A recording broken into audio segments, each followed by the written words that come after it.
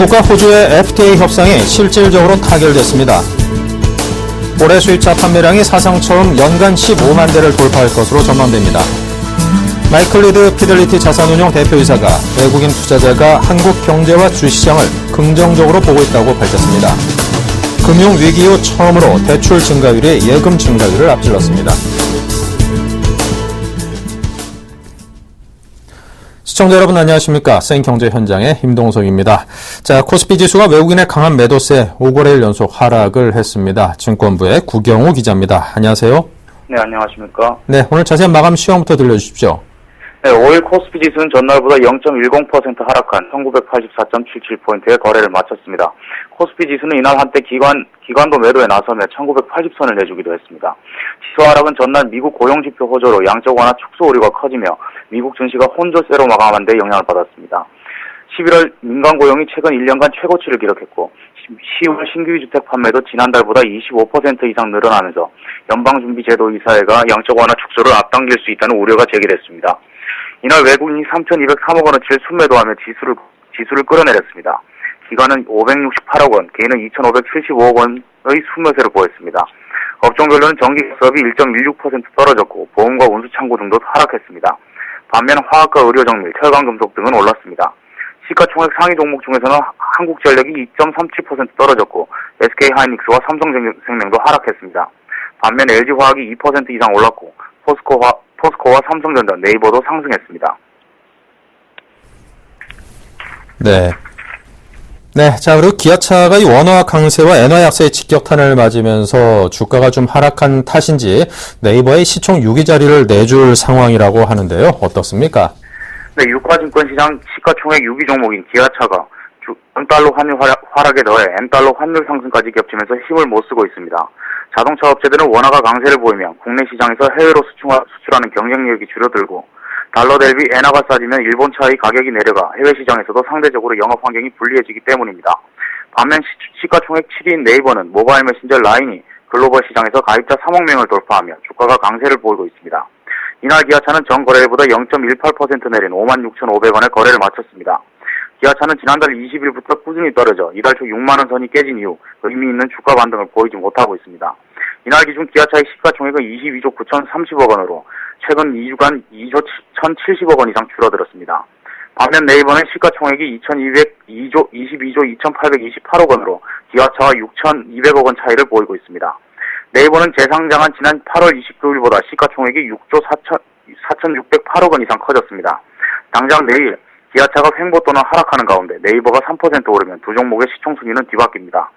전문가들은 기아차는 국내 생산 수출 물량이 35% 정도로 25% 정도인 현대차보다 높아 원화 강세를 받는 타격이 더 크고 내년 해외 시장에서 승부할 신차도 없어 투자 심리가 악화되고 있다고 설명했습니다.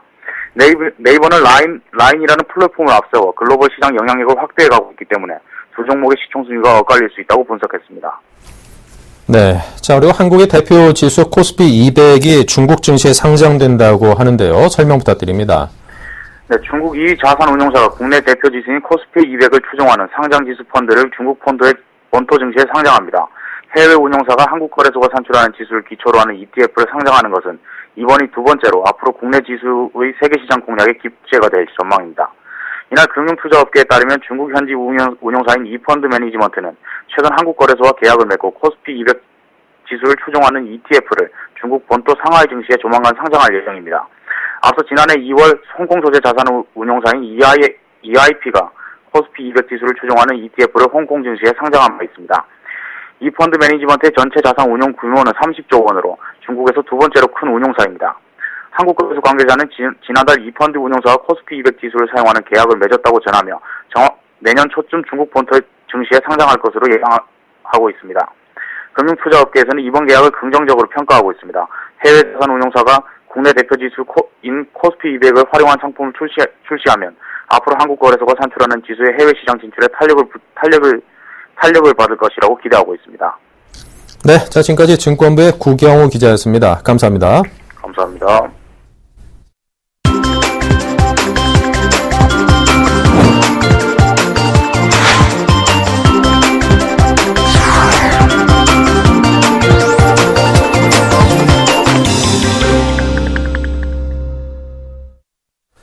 네, 오늘의 주요 뉴스입니다. 한국과 호주의 FTA 협상이 실질적으로 타결됐습니다. 양측은 내년 상반기 중 FTA 협정문에 가서명하는 데 원칙적으로 합의했습니다. 양국의 국회 비준 절차가 차질 없이 이뤄지면 2015년부터 한호주 FTA가 발효됩니다. 호주와의 FTA 협상은 2009년 5월 시작해 4년 7개월 만에 실질적으로 타결된 것입니다. 양국은 협정 발효 이후 8년 이내 현재 교역되는 대다수 품목에 대한 관세 철폐에 합의했습니다.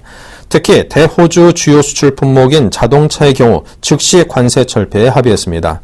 자동차 관세를 즉시 철폐 조건으로 타결하는 것은 한호주 간 FTA가 처음입니다. 올해 수입차 판매량이 사상 처음으로 연간 15만 대를 돌파할 것으로 전망됩니다. 한국수입자동차협회에 따르면 지난달 수입차 판매량은 전년 동기보다 11.1% 증가한 13,850대로 집계됐습니다. 11월까지 누적 판매량은 14만 4,090대를 기록, 지난해 전체 판매량을 이미 넘어섰습니다. 이에 따라 처음으로 연간 판매량 15만 대를 넘어설 전망입니다. 브랜드별 판매량은 폭스바겐이 9월에 이어 다시 1위에 올랐고 부동의 1위를 지키던 BMW는 2위로 밀렸습니다. 그동안 프리미엄 브랜드 중심이었던 수입차 시장 구도에 변화가 오는 것 아니냐는 분석이 나오고 있습니다. 마이클 리드 피델리티 자산운용 대표 이사가 외국인 투자자가 한국 경제와 주식시장을 긍정적으로 보고 있다고 밝혔습니다. 리드 대표는 내년 미국과 유럽 경제가 회복하는 과정에서 전 세계적으로 소비가 증가할 수밖에 없다며 수출 위주의 한국 경제가 수혜를 볼 것이라고 내다봤습니다. 그는 이어 올해 외국인이 한국 증시에 투자한 규모가 약 5조 원인데 아시아 단일 국가에 대한 투자 금액 기준 최대라며 외국인이 한국 시장에 대해 강한 자신감을 갖고 있다고 밝혔습니다. 금융위기 후 처음으로 대출 증가율이 예금 증가율을 앞질렀습니다. 한국은행에 따르면 9월까지 은행권의 총 예금 평균 잔액은 1년 전보다 4.1% 증가한 998조 6천억 원으로 집계됐습니다. 하지만 전년 동기 대비 예금 증가율은 2.7%에 머물렀습니다.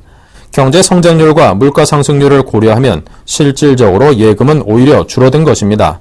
이런 현상은 정부의 과세 강화 정책과 회사채 시장 경색으로 인한 기업들의 대출 수요 증가 때문인 것으로 분석됩니다.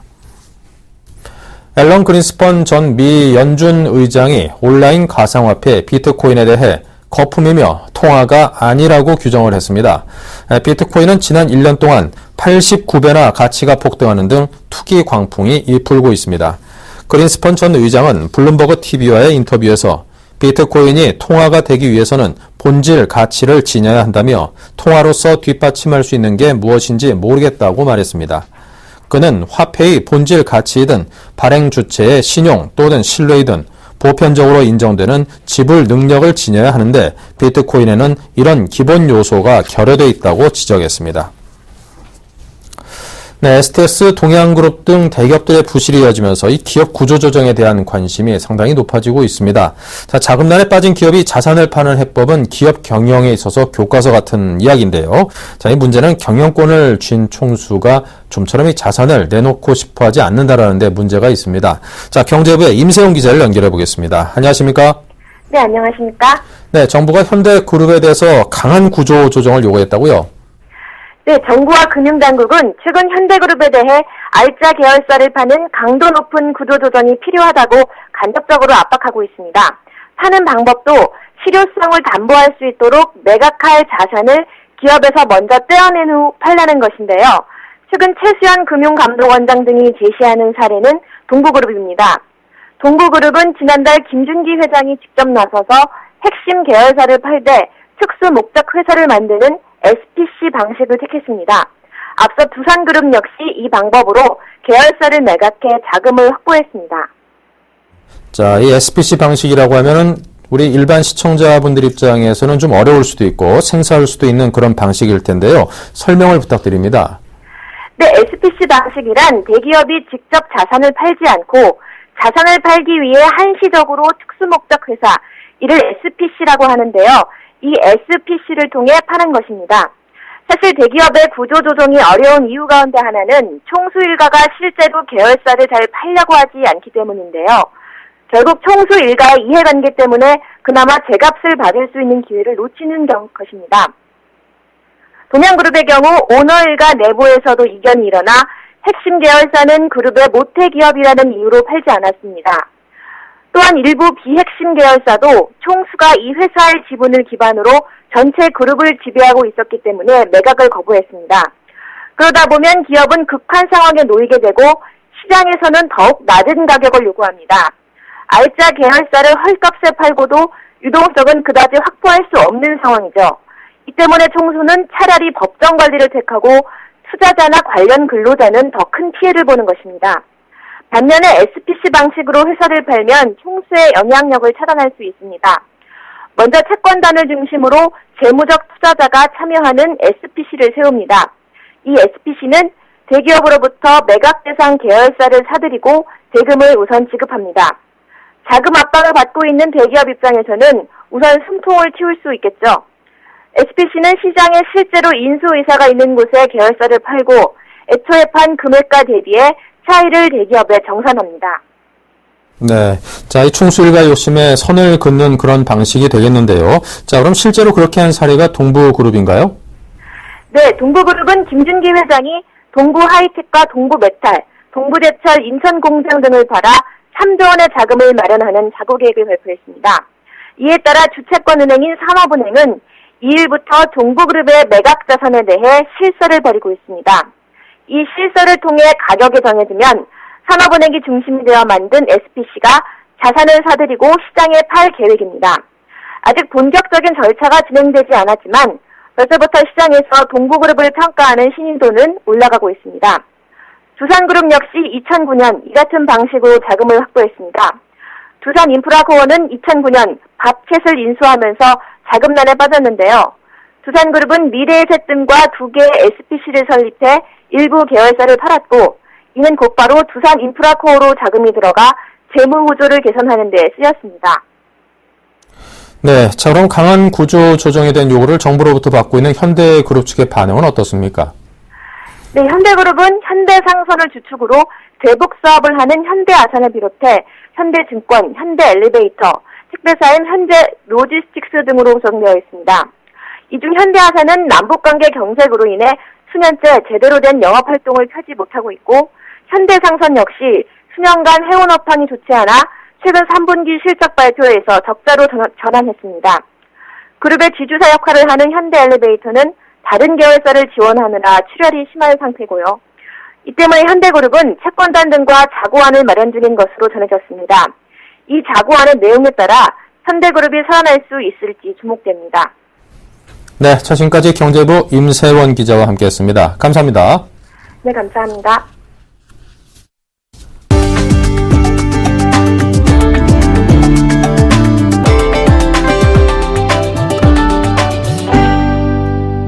삼성그룹이 오늘 부사장 51명, 전무 93명, 상무 331명 등 총 475명의 임원 승진 인사를 단행했습니다. 승진자는 작년보다 10명 줄었지만 승진 연한을 뛰어넘는 발탁은 85명으로 작년보다 11명 늘었습니다. 삼성그룹은 이번 인사에서 신규 임원 14명을 포함한 15명의 여성을 승진시켜 역대 가장 많은 여성 승진자를 배출했습니다. 1992년에서 1994년 여성 공채로 입사했던 여성들이 임원이 돼 여성 공채 기수 임원 시대를 연 것도 특징입니다. 기아 자동차가 K3의 디젤 모델을 선보였습니다. 기아차는 오늘 K3 디젤 미디어 발표회와 시승회를 열고 디젤 모델의 본격적인 판매에 나선다고 밝혔습니다. 작년 9월 첫 출시된 K3는 올해 10월까지 전 세계에서 22만여 대가 판매됐습니다. K3 디젤은 연비와 가속 성능이 뛰어난 1.6 VGT 디젤 엔진을 장착했습니다. 펜텍이 음질과 사생활 보호 기능을 대폭 강화한 신형 스마트폰 베가 시크릿 업을 오는 10일 이동통신 3사를 통해 출시합니다. 베가 시크릿 업은 무손실 음원을 재생하는 등 원은 그대로 생생한 음질을 재현한 것이 가장 큰 특징입니다. 진동형 스피커가 내장된 사운드 케이스를 제공해 별도의 음향 장치 없이 여러 사람이 동시에 음악을 즐길 수 있습니다. 아모레퍼시픽이 제50회 무역의 날 기념식에서 1억 달러 수출탑을 수상했습니다. 화장품 업계에서 첫 수상입니다. 아모레퍼시픽의 올해 수출액은 1억 500만 달러였습니다. 기초 화장품의 수출 품목의 90%를 차지했습니다. 지역별로는 중국, 홍콩, 미국 순서로 수출이 활발했습니다. 태국, 일본, 싱가포르는 수출액이 전년보다 400% 증가했습니다.